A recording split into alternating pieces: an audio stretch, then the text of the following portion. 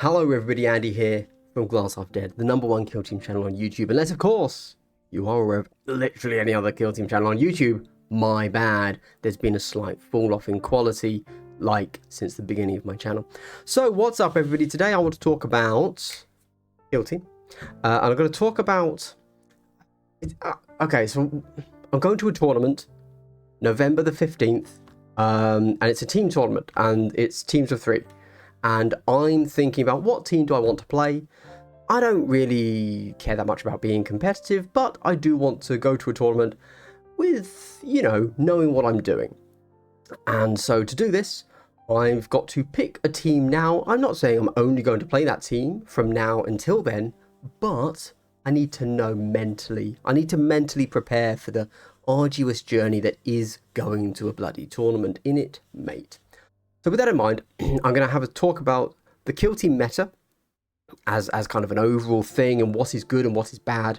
But also I'm going to focus very heavily on why picking your team in a team tournament can vary or should vary quite heavily compared to picking your team for a singles tournament, which is always an interesting thing and what that can reveal about the game.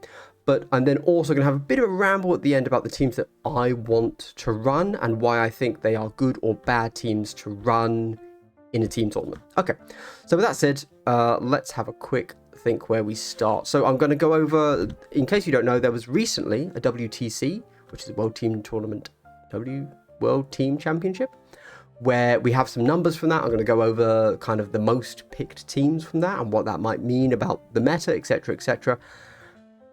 And I'm just going to do that very, very dryly, because we all have it dry. And, you know, personality, that's not what you want on YouTube, is it?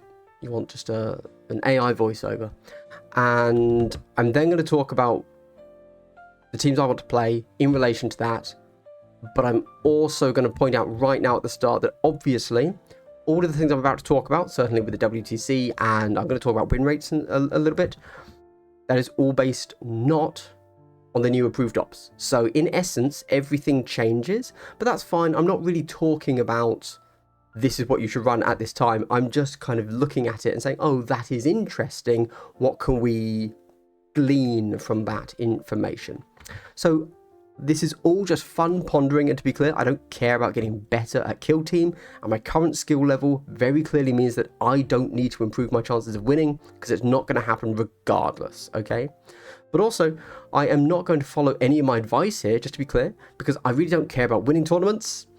There you go. I'm just going to throw that out there right now. In fact, I would go as far as to say that if you're a content creator that prides themselves on winning, it's pretty cringe, go touch grass. You should just be having fun. Winning, that should not be your ultimate goal, crazy as that might sound.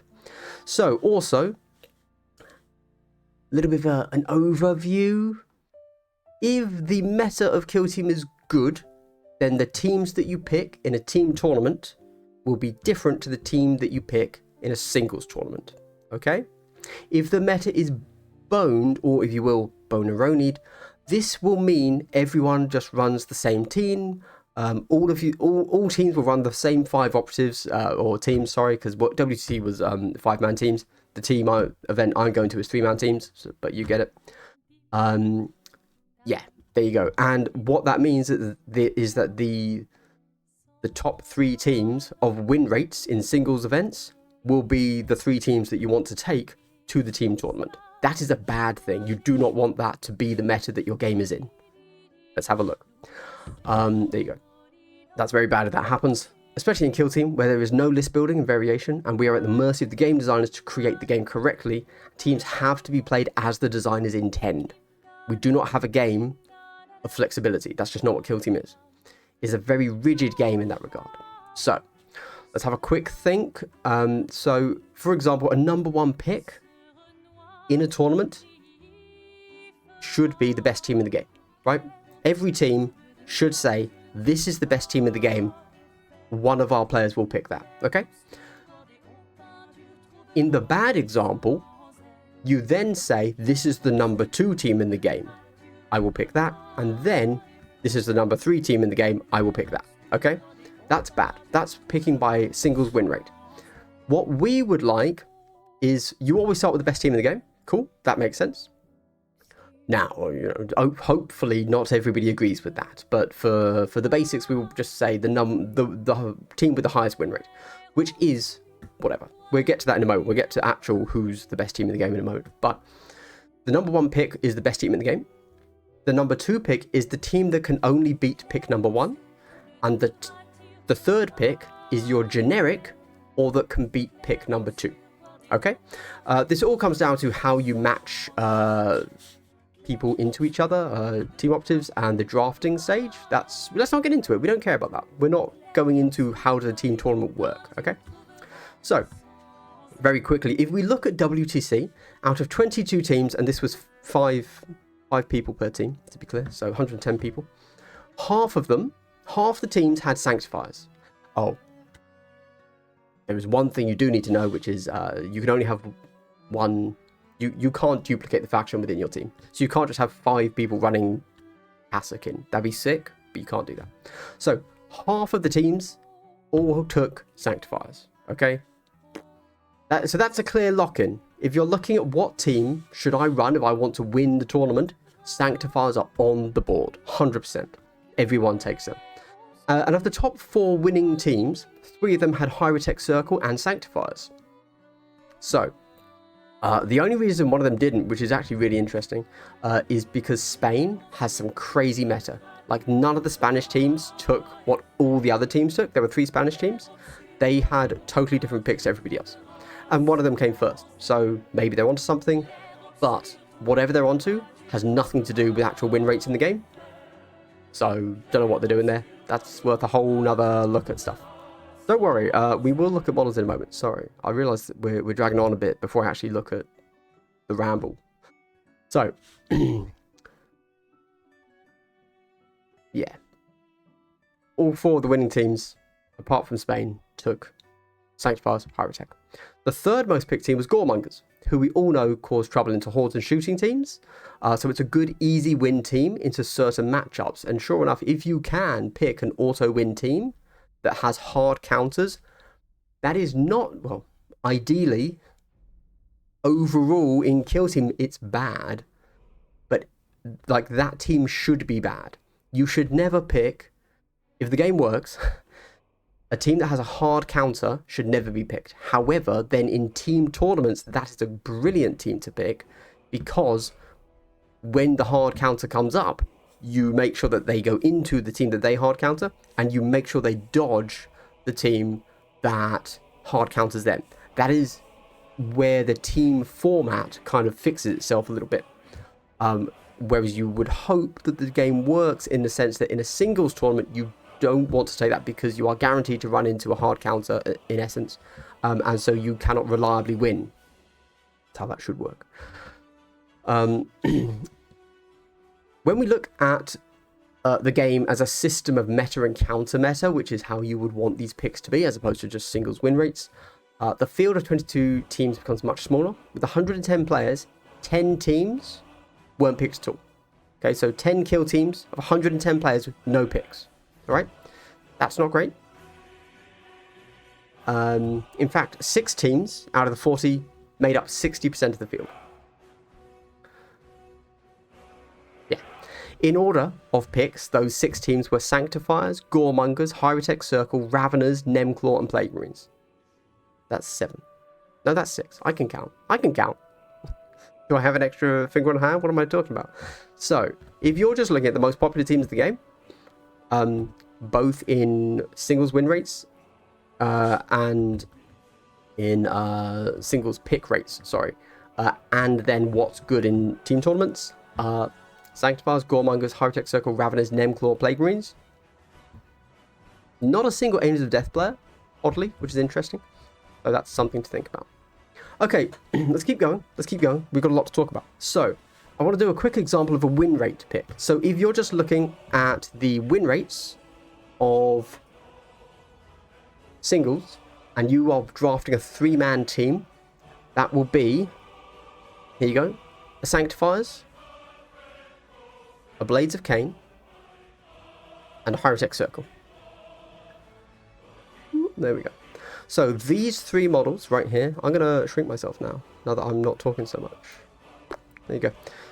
These three teams have the highest win rates in this order. So the first pick you would do is the highest win rate, which is Sanctifiers. The second team would then be Blades of Cain, as they have the second highest win rate. And the third team, just pure singles, all tournaments combined, High-Tech Circle. Okay? That is, if these are your three most played teams in a team tournament as well, I would consider that a shit game. And they need to change all of the balance of it. Now, luckily, that is not the case. Blades of Cain aren't in the WTC pick, so that is a good sign. It's also a very strange sign, because everybody agrees that Blades of Cain are very good. That's a whole other thing to talk about, but weird that nobody thought that for the first 9 months of the game, and then we've all played them, and it's like, oh, turns out they're really, really good. Whatever, we'll talk about that another time. So this here is a straight win rate pick. If you're just going by, I want to win this team tournament, I'm going to play as if it is a singles tournament, and one of our three players are going to play these three teams. Okay. However, this isn't quite how the WTC rolled. The Blades of Cain weren't picked as the number 2 team. They can go away now. We don't need to talk about them again. So we still had Sanctifiers as the number 1 pick, and we had High-Tech Circle. Did we have High-Tech Circle? No, sorry, we're not talking about pick rates, are we? Where did High-Tech Circle come? Sorry.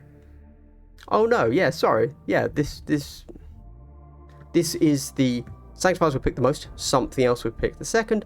High-Tech Circles would pick the third. The thing that's picked the second most is Goremongers. There were 11 Sanctifiers. That's half the field. I think there were 9. No, there were 10 Goremongers and there were 9 High-Tech Circle. Okay. So that makes a lot of sense, because Goremongers are exactly the hard counter pick that I was talking about, where in essence they are really quite difficult for certain teams, horde teams and shooting teams to deal with because of various reasons. We're not going into the reasons why, we're talking about overall meta team picks. Okay, so this is what the WTC pick rates were. If it was just singles tournament, we would have them replaced by them. Now, it's a very interesting thing. Blades of Cain, second highest win rate in the game. You know who Blades of Cain cannot beat? Sanctifiers. So if Sanctifiers get nerfed and Blades of Cain don't, Blades of Cain just go straight to the top. There you go. That's an interesting thing to note. The number 2 team is relatively hard countered by the number 1 team. Interesting. Interesting. There you go. I just thought I'd throw that out there. Now, you can also change all of this. Okay, so you don't have, well, you kind of have to run Sanctifiers. If you're trying to win the tournament, you run Sanctifiers, because they're a very strong team. There you go. They have denial, they have damage reductions, so they're just, and they have pretty decent offensive capabilities, and they're a horde. So they have a lot going on for them. They're not super easy to play. If you don't know what you're doing with them, you will just get tabled. But once you know what they do, pretty solid. So, we'll remove Goremongers again. Now we have to think about what might, happen going forwards. So into the new approved ops. Do we care about him? Can he go? Yeah, sure, maybe. We want to think, okay, what might be the new pick? Everybody is saying, across the board, everyone's saying that Deathwatch are OP. So let's put them as our number 1 pick, right? Deathwatch seems strong. Everyone's saying they're OP. I don't think they're OP, but everyone's saying they are. So let's just assume everybody is right. One thing that we do know is whether they are OP or not, they will be played by everybody. They are going to be played a lot. They are Marines. They are cool specialists. They're loyalist. These guys right here have the makings of being everything that a lot of players want from Kill Team. A lot of people don't give a shit about all this competitive bullshit. They just want to play a cool team that runs around the board and is good, okay? And they don't just immediately die. They get to do stuff before they die. And they lose, fine, but they get to play their cool, elite Space Marine team. And that is Deathwatch. We are going to be seeing a lot of Deathwatch everywhere. That's fine. In the same way, the Angels of Death are the number 1 most played team. Yeah, because people like Marines. What a shock. This is the new Marine team. Cool. And they are cooler than Angels of Death. thumbs up, big stuff.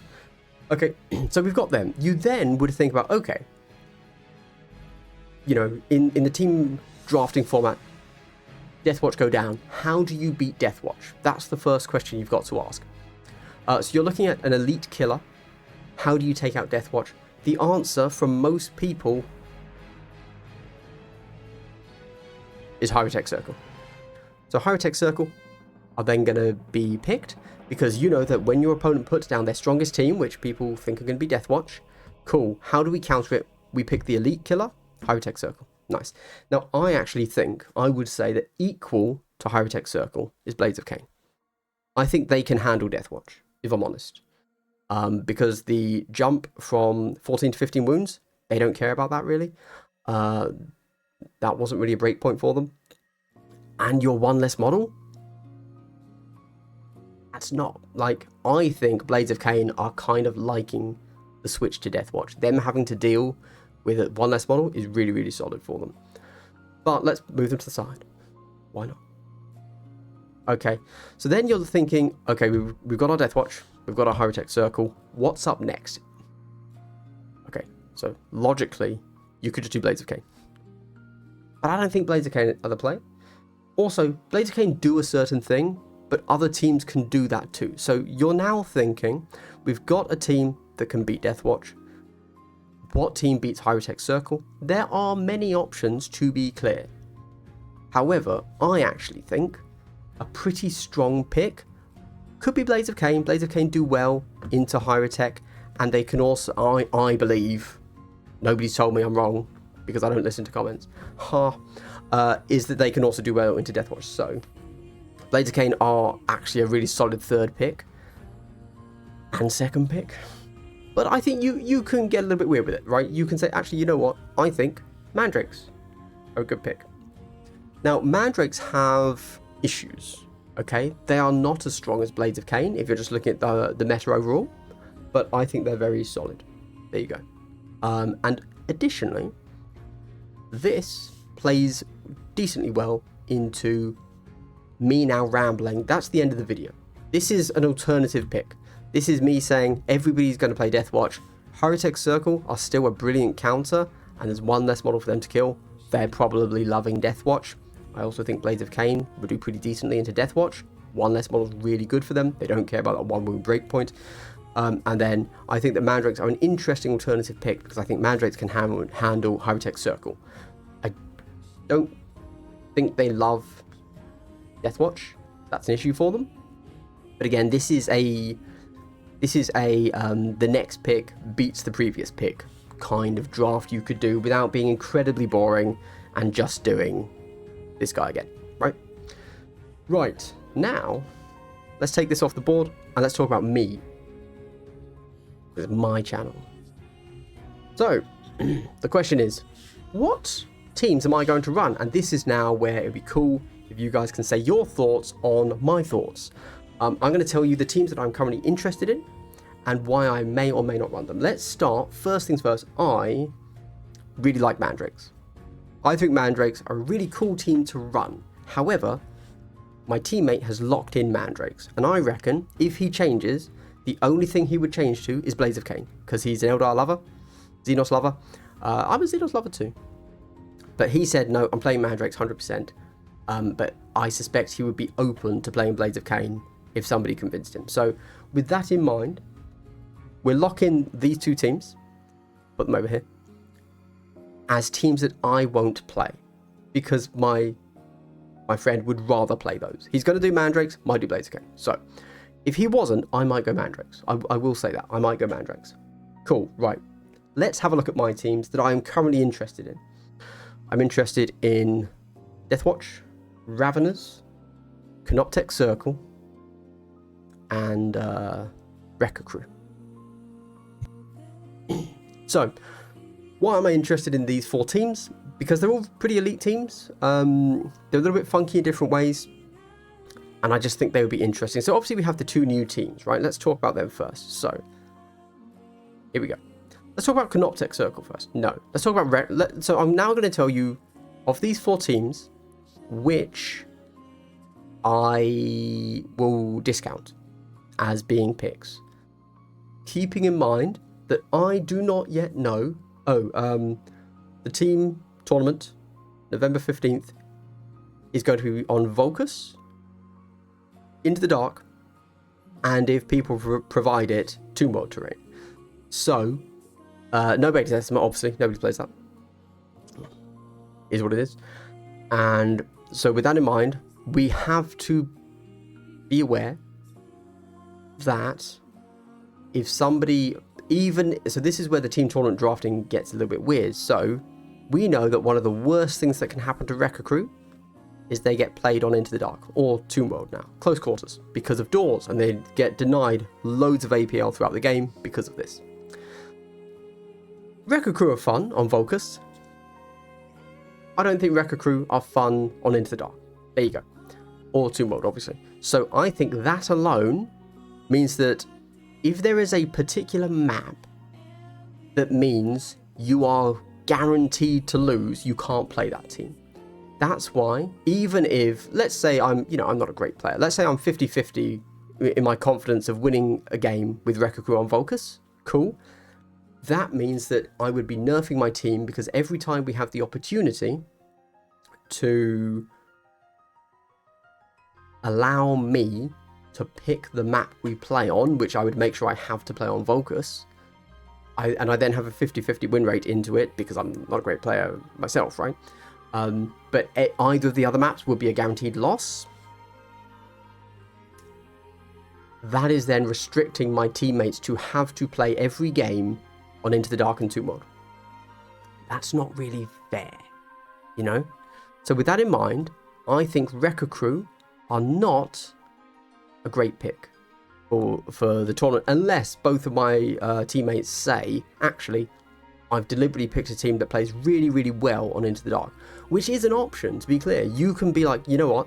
We know we've got the Wrecker Crew. We know that guy has Vulcus locked down. We are going to make sure he always gets to pick map, and he's always going to go Vulcus. Therefore, the other two always are going to play Into the Dark, Tomb World, and they've specifically picked for that strategy. But we're not doing that. So, Wrecker Crew are out. There you go. They go out. Right. We then go to the Raveners. Same issue. Except this time, it's not down to Into the Dark or Tomb World. It's down to the orientation of the board. If you are playing on the short edge deployment, you either call it long board or you call it short edge deployment. Short deployment. I don't think these guys win. I think these guys take a huge nerf because they cannot be on their tunnel if you're playing short edge deployment with Raveners. And that's both on Vulcus and Into the Dark. So if they ever play the wrong orientation, I think you lose the game with them. And that is insane to pick that team. In a singles tournament, it's fine. It means, hey, 50-50 what board edge you're going to get. That's good for you. Good luck. In a team tournament, you basically end up with the same thing happening.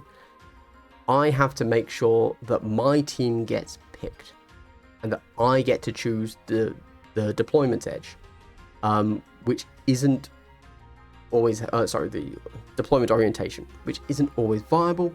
It is more flexible than the Wrecker Crew. I will say it is more flexible because you don't care if you're on Into the Dark or Tomb World or Vulcus. You're just looking for that orientation. But I will say a little sneaky thing that can happen there is that because obviously a lot of tournaments will be restricted by table size, they might only have boards like I don't know, I haven't looked into it. I assume this isn't the case for the particular tournament I'm going to, but tournaments in general, they might only have boards on short edge deployment because they've stacked them right next to each other and they didn't have any extra room to do any the other orientation. That's very possible. So with that in mind, I don't think you can take Raveners, because if you are guaranteed a loss on a particular board type, that's not a good pick.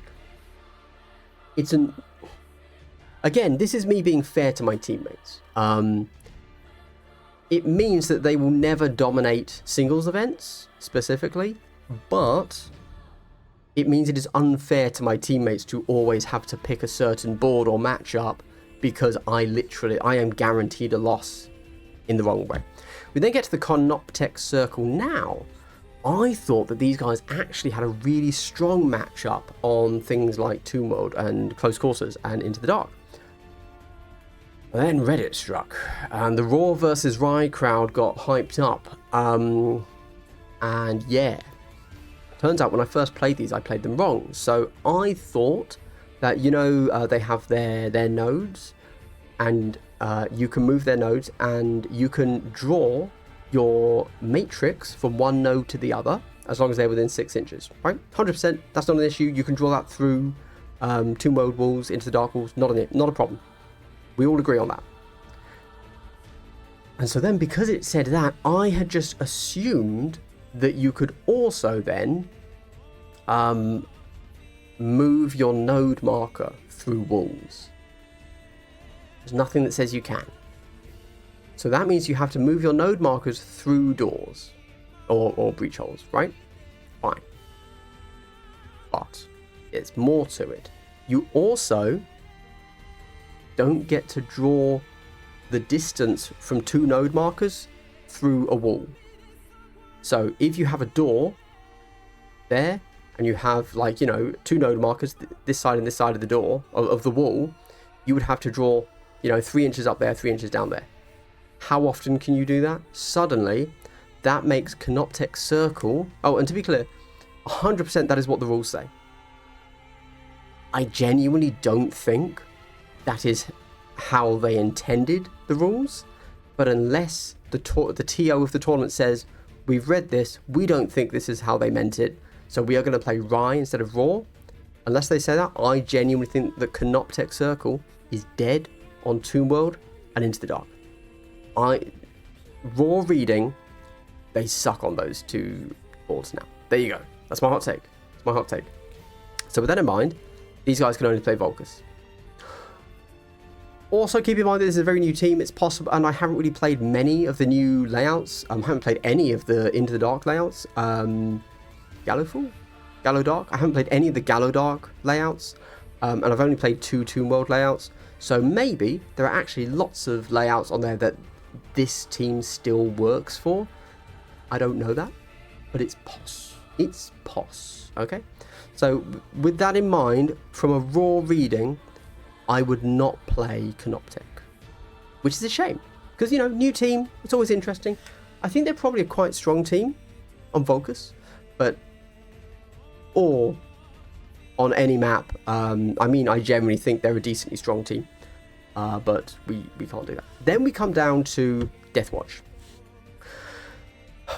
So before we had seen any Deathwatch rules, but like months ago, once they were announced, at whenever it was by G-Dubs on Warcom, before I even saw the rules myself, at all, I had told my teammates, I'm going to play Deathwatch.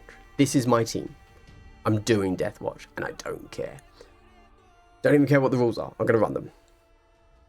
Unfortunately, I am cringe. I am the one that needs to touch grass. Everybody else out there is, as you know, chasing the meta. I am anti-chasing the meta. Yeah. Now that everybody thinks that Deathwatch are good, I don't want to play Deathwatch.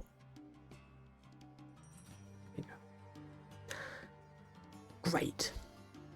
Fine. So what does that mean? What does that mean for me? Everybody thinks that Deathwatch are OP.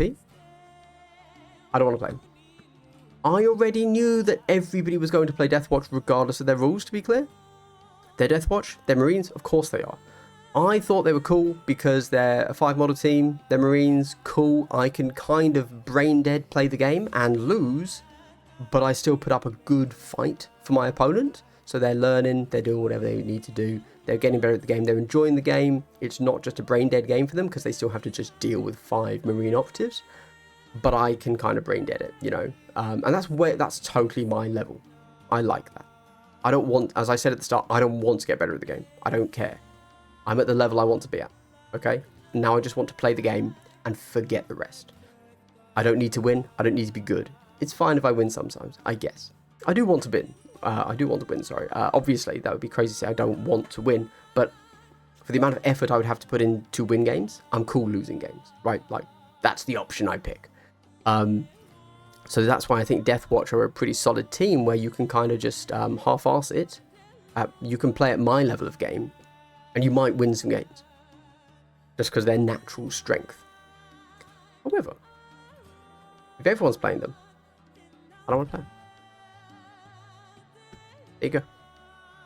So, I've deleted all 4 of the teams I'm interested in. To be clear, Deathwatch will be my pick if I don't come up with another pick. What are the other options? So, in a world where we have no clue what the hell approved ops do, because I don't know yet, Inquisition are a strong pick because they have access to all of the approved ops. That's good, right? That's like, okay. Flexibility is there. They have access to all the approved ops. It would be lovely to say that they are a strong team as well, with flexibility. That isn't entirely true. They have a big roster and they can pick a lot of different things. But, you know, as we've seen from good players, that's not really how they work, right? There are best picks, 100%. Yeah, there are just teams that you will take. There you go. And it's either, I think the best picks at the moment are actually, what are they called? Exaction Squad. Because, you know, double block shooting the melee is really quite good. Or you're going to go with Kassakin because you want more AP2 or AP1, AP2 shooting, and you're hitting on threes. That's pretty solid too. So it's a lovely idea that this is a super highly flexible team, but it isn't. The only flexibility truly comes in approved ops and how you play the team from a meta perspective as opposed to from your list building. They have lots of list building options, but you don't take those. You take like the same 2 or 3 loadouts. That's fine. That's cool. You know, having flexibility of approved ops is just as legitimate a way to have a flexible team. The other option is, and I think it's a valid question, my little guy here, you know, let's have a look at him, shall we? What a Chad. So my little Kassakin Stormtrooper Rattling here. He's fun, isn't he? Yeah, it's nice. What a dude. What a dude. What a champion of life.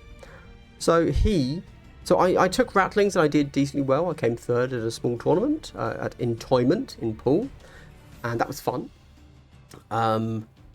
However, the whole shtick with that was that I was playing security in a very passive way. The enemy had to come to me, blah, blah, blah. Looking at the new TAC Ops, I couldn't play them that way now. I would have to play them differently. And so what I would have to do is go through my new TAC Ops and consider how they work. I think they could be played. I think they go with Infiltration. It's not called that. It's Surveillance. What's it called? The TAC Op is Infiltration. The archetype is Infiltration. I can't remember which one it is, but they have it where you have to be within 6 inches on Conceal, and if you just see the enemy, and they're a valid target, you get a VP, and you do that twice. That makes sense for the Rattlings because you can do Super Conceal, so that's actually quite easy for your little guys to get. My issue with them is that when you have to go offensive, I got very lucky when I played on Volcus last time because I either didn't need the shots or I could get the shots because the enemy was far forwards. In that, one of their big issues, and I said this in my tournament report, by the way, I do tournament reports on my Patreon if you want to go watch those. In the tournament report, I noted that one of the big issues with them is that they literally cannot see over. Like, if the enemy is stood in the middle of a stronghold or slightly towards your wall for the stronghold, if you're on the ground, you can't shoot them. So you can't shoot into a stronghold. And now, the new Volcus layouts even have terrain in the middle of many strongholds. This is a team that cannot go into a stronghold if the enemy needs to be in the stronghold. Now, on the one hand, that's okay, because security doesn't exist. No longer can an enemy team just dive into a stronghold and guarantee themselves 2 VP a turn because of take ground. However, there are still many Volcus maps with objectives in strongholds. Once you see that, you just can't get that objective with this team, basically. That's an issue for me. I don't know how to deal with that. So, they would be playing a very weak objective game, and I don't know what to do. There you go. That's the big issue. They cannot shoot into strongholds. So what do you do about that? So I don't think they're viable. They'd be great at scoring the tac op, but then you fail on the crit op, and you're not and you're not getting the kill op. That's not what this team does. Before, you could basically fail on the crit op, the kill op. Sorry, that was fine. But now you're failing on the kill op and the crit op. Before, you would fail on the kill op, but you get the crit and you'd get the tac. Now you fail on 2 of the tackles, which then just obviously isn't viable. I'd have to test them, see if what I've just said is actually true, but that's just my initial thoughts with them. So then, that's all the models I have here. Is there another team that I would prefer to play? So I've ruled out these 3 teams because they have map picking issues. Now, I will say, Canoptech go back on the roster if GW confirms how they are going to rule that at WTC. Sorry, not WTC. Is it WTC? Maybe it's WTC. Basically, when Worlds happens, the actual GW Worlds in Tacoma or whatever, basically anything that the head judge, the rules guys, girls, whatever over there say about Canoptech, all the other TOs will rule the same way, right? So if at Tacoma in Worlds, which will happen before my tournament, I think that's like November 3rd, 9th? It's the weekend before, I think. So we will have a ruling at that point. If they say, yes, Necrons can do that, Canoptech can move their thing through a wall, can, etc., etc. There's like, okay. And they can measure the distance between nodes through walls, then I think Canoptech are my pick.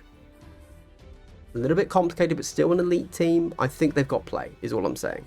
Cool. Failing that, if they say no, that you can't do that, then they're definitely off. Deathwatch are my default pick, unless something else happens before then. Yeah. These 2 teams are already taken, because Madrex are locked in by a teammate, and he might swap to Blaziken. The only way I would play one of these 2 teams is if the 3rd teammate says, I'm going to do another elf team, in which case it might be fun to just run 3 elves, because that's fun, isn't it? That's cool. You know, we can call ourselves the pointy-haired slapheads or something. We have to make the 3rd teammate shave his head, but then I'm bald. The other guy's bald. We can make the 3rd guy bald. That's fair. That'd be fun. Just call ourselves the Slapheads or something. I'm cool with that. That'd be fun. Sanctifiers, no chance. Hate them. Goremongers, 0 interest. Hate them.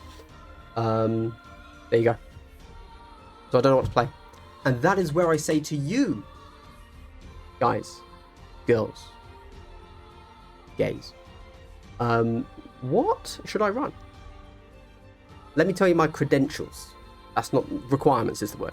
I want to play a team that has the capability to be good into certain matchups. It doesn't have to be a high win rate team, but it needs to have matchups where it is the team. And it's also not played by everybody. There you go. That's it. I just don't want to be a meta slave. That's all. That's all. It doesn't have to itself be a good team, but I need to get some wins somehow. The thing I'm going to do next is go and play Ratlings again. I'm going to see if what I said about them is true.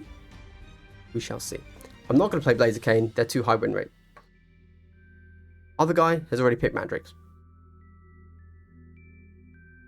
I don't like Plague Marines. I don't understand Plague Marines. I'm not going to play them. Nemclaw are cool. I might play Nemclaw. But then if I'm going to play Nemclaw, I'll just play Deathwatch. Because they seem more fun and they're new. So, that's it. Guys, what do I play? I've got no clue. Please tell me. I suppose the other thing is, Inquisition, we assume that they are going to remain able to take Vet Guard. Because The team will be removed as its own team, but there's no reason for it to be removed for Inquisition. They can just remain as an auxiliary pick. But nobody ever picks them, so that's fine. There you go. Yeah, I won't. I probably won't play them. There you go. That's fine. Maybe. Guys, who do I pick? There you go. What I was going to say is, if you're going to say Katakin or if you're going to say Exaction Squad, then the answer becomes Inquisition. I'll play Inquisition instead of those two teams. That's all I was going to say on that one. Cool. Because you get many of the benefits of those two teams, but with additional benefits from them. Nice. All right. Well, thanks for that. This has gone on way too long. Thanks for watching. Have a good one. Stay gangster. Stay hydrated. Goodbye.